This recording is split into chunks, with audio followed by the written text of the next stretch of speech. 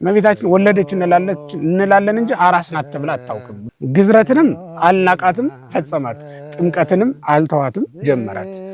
ነፍስም ስጋም አልነሳም፣ ግን በምትሃት መስሎ ታይቷል። ምትሃት አይበላም፣ የበላ ይመስላል እንጂ አይበላም። ላከው ማለት በነገረ ስጋዊ ቋንቋ በራሱ ሰው ሆነ ማለት ነው። ሕይወት የላንተ ሕይወት የላንተ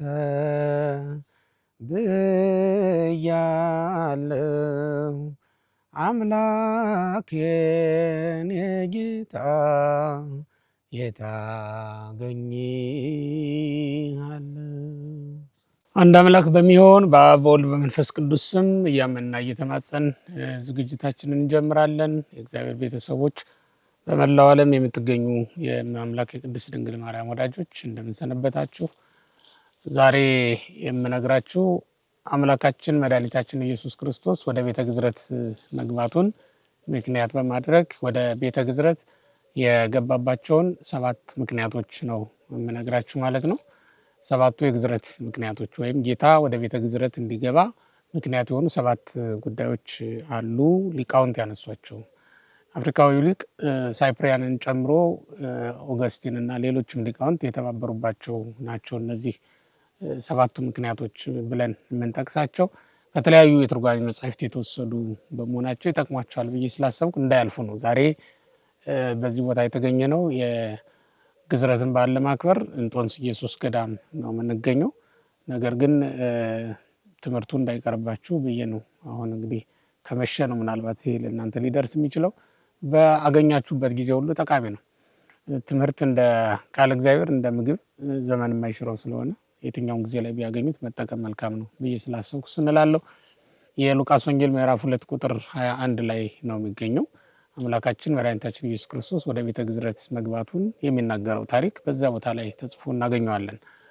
አምላካችን መድኃኒታችን ኢየሱስ ክርስቶስ ተወለደ እንዳልን ሁሉ ዛሬ ደግሞ 8ኛ ቀን ሆኖ ወደ ቤተ ግዝረት ገባ ብለን በአብርሃም ስርዓት መሰረት በቀደመው የኦሪት የሌዋውያን ሕግና ስርዓት መሰረት ወደ ቤተ ግዝረት መግባቱን የምንናገርበት ቀን ነው ማለት ነው።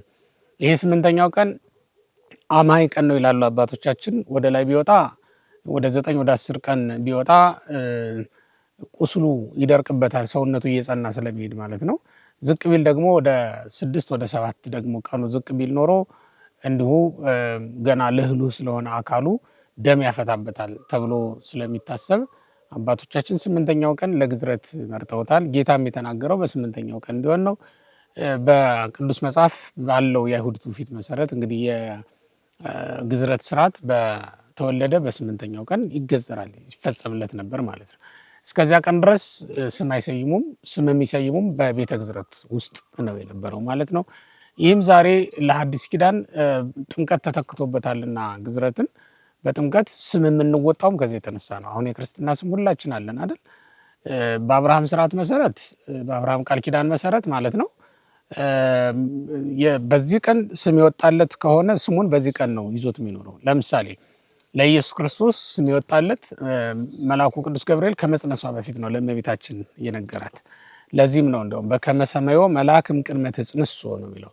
ከመጽነሷ አስቀድሞ መልአኩ እንደነገራት ወሰመዮ ስሞ ኢየሱስ ብለው ስሙን ጠሩት ተብሎ ነው የተጻፈውና በዚህ ቀን በ8ኛው ቀን ነው ስሙ የወጣው ማለት ነው። ስሙ ከጽንሰቱ በፊት ከመጸነሱ በፊት ታውቋል።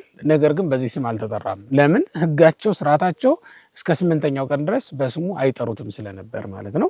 ይህንን በዘካርያስና በኤልሳቤጥም ቤት ውስጥ ስንገባ የዮሐንስን ስም ያወጡለት በ8ኛው ቀን እንደነበረ ይነገራል፣ ይታወቃል በቅዱስ ወንጌል ሉቃስ ምዕራፍ 1 ላይ ስንመለከት ማለት ነው።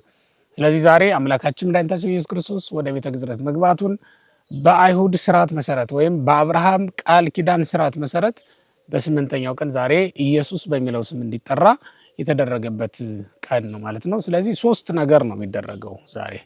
አንደኛው የግዝረት ስርዓት ነው። ሁለተኛው ስም የማውጣት ነው። እንዲሁም ደግሞ የመስዋዕት ስርዓትም እንዲሁ አላቸው። እነሱ በዚህ ቀን የሚሰውት የሚያቀርቡት መስዋዕትም አላቸው፣ እጅ መንሻ ማለት ነው።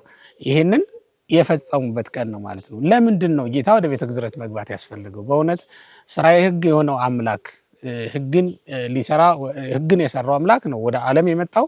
ግን ወደ ታች ሲመጣ ደግሞ ከህግ በታች ሆኖ ነው የመጣው። በኋላ የምናየው ነገር ይኖረናል። በአብርሃም ቃል ኪዳን መሰረት ወደ ቤተ ግዝረት መግባቱ ለምንድን ነው ጥቅሙ? በአብርሃም በኩል ቢሆን ስንመለከተው ለቤተሰብነት ያበቃል። ለአብርሃም የተሰጠውም ለዚያ ስለሆነ ማለት ነው። ከእግዚአብሔር ጋር ለተጋባው ኪዳንም ምልክት ነው። ኢየሱስ ክርስቶስ ራሱ እግዚአብሔር ነው። እንዲሁም ደግሞ ወልደ እግዚአብሔር ተብሎ የሚጠራ የአብ የባህሪ ልጁ ነው ኢየሱስ ክርስቶስ። በእውነት የአብ የባህሪ ልጁ የሆነ ኢየሱስ ክርስቶስ በራሱም ደግሞ እግዚአብሔር ወልደ እግዚአብሔር ተብሎ የሚጠራው ኢየሱስ ክርስቶስ ለአብርሃም የእግዚአብሔር ወዳጅ ለመሆኑ ምልክት ትሆን ዘንድ ተደርጋ ለተሰጠችው ግዝረት ተላልፎ መሰጠቱ ለምንድን ነው? ይሄ የሚገርም ነገር ነው እና ይህንን አይተው ሊቃውንቱ በእነዚህ 7 ምክንያቶች ወደ ቤተ ግዝረት ገብቷል ኢየሱስ ክርስቶስ ብለው ነግረውናል። አንደኛው ለመታዘዝ ነው። ጌታ የመጣው ለመታዘዝ ነው። ጌታ ጌትነቱን ሳይለቅ ባርነትን ገንዘብ አድርጎ ወደ ዓለም ሲመጣ በሰማያዊ ስልጣኑ ያዝዛል እንጂ አይታዘዝም። በመለኮታዊ ባህሪ ተአዝዞ አገብሮ የለበትም ብለውናል አባቶቻችን። ስለዚህ በመለኮታዊ ባህሪው እልከዋለሁ የሚል ማንም የለም። ለምሳሌ አብ ልጁን ላከው እንኳን ብንል በስጋ ነው እንጂ በመለኮት አይደለም። ላከው ማለት በነገረ ስጋዊ ቋንቋ በራሱ ሰው ሆነ ማለት ነው ተብሎ ነው የሚተረጎመው። ተፈናው ማለት ሰው ሆነ ተብሎ ነው የሚተረጎመው። ኢየሱስ ክርስቶስ ተላከ ተብሎም ሲነገር ሰው ወደ መሆን መጣ ወይም እኛን መሰለ ማለት ነው። የሚላክበት ባህሪ ከኛ ነስቷል። ስለዚህ የሚላክበት የሚያገለግልበትን ባህሪ ከኛ እንደነሳ ለማጠየቅ አሁን አገልግሎት ጀመረ ማለት ነው። ተመልከቱ፣ መታዘዝ ጀመረ ማለት ነው። ታዝዞን በቤተ ግዝረት ጀምሯታል አምላካችን መድኃኒታችን ኢየሱስ ክርስቶስ። በዕለተ ልደቱ እንደ ንጉስነቱ አሰግዷል፣ እጅ መንሻም ተቀብሏል።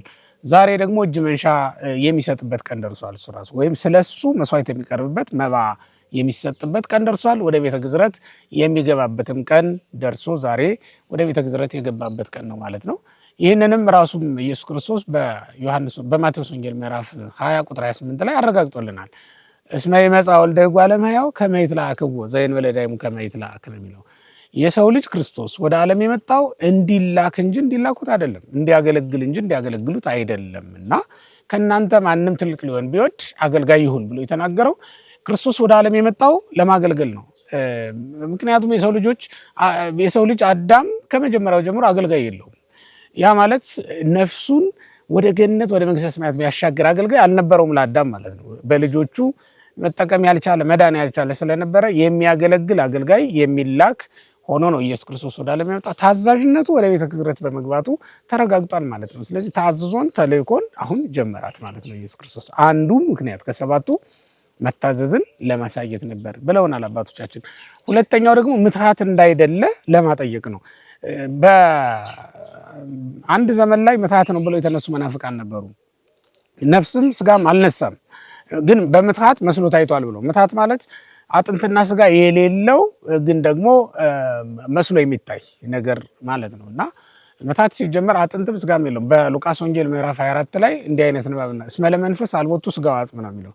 ለመንፈስ አጥንትና ስጋ የለውም፣ እናንተ ግን እኔ መንፈስ እንዳልሆንኩ ታረጋግጡ ዘንድ ምትሃት እንዳይደለው ታረጋግጡ ዘንድ ኑ እዩኝ ዳሱኝ ብሏል። እንዲያውም ከትንሣኤ በኋላ ጌታ 3 ነገሮች አድርጓል። አንደኛ ተገልጦ በመካከላቸው ታይቷል፣ ሁለተኛ ተዳስሷል፣ ሶስተኛ ደግሞ በልቷል ጠጥቷል ማለት ነው። መብላቱም መጠጣቱም ከትንሣኤ በኋላ እንኳን በሱ ዘንድ በእኛም ዘንድ መብልና መጠጥ የለብንም። ነገር ግን ለምን በላ ቢባል ምትሃት አይበላም፣ የበላ ይመስላል እንጂ አይበላም። እና ከእጃቸው የማር ወለላ ተቀብሎ በላ ተብሎ ነው የተጻፈው። ያ ምትሃት እንዳይደለ ለማጠየቅ የተሰራ ነው ማለት ነው። ሌላውና በዚያ ቀን ያደረገው ምትሃት እንዳይደለ ለማጠየቅ መዳሰስ ነው። የሉቃስ ወንጌል ምዕራፍ 24 ላይ ኑ ዳሱኝ ብሏቸዋል። እንዲሁም የዮሐንስ ወንጌል ምዕራፍ 20 ላይ ደግሞ ስንመለከት ዮሐንስ በቶማስ እጅ ተዳሷል። የተዳሰሰበት አንዱ ምክንያት ምትሃት እንዳይደለ ለማጠየቅ ለማስረዳት ነው ማለት ነው። ምትሃት ይታያል እንጂ የሚዳሰስ የሚጨበጥ ነገር ስላልሆነ ነው። ኢየሱስ ክርስቶስ ዛሬ ወደ ቤተ ግዝረት መግባቱም ምትሃት እንዳይደለ በስጋ ወደ ዓለም የመጣ እንጂ በስጋ የታየ እንዳልሆነ፣ ስጋ መስሎ ታየ ሳይሆን ስጋ ሆኖ መጣ ብለን ነው የምንናገረው።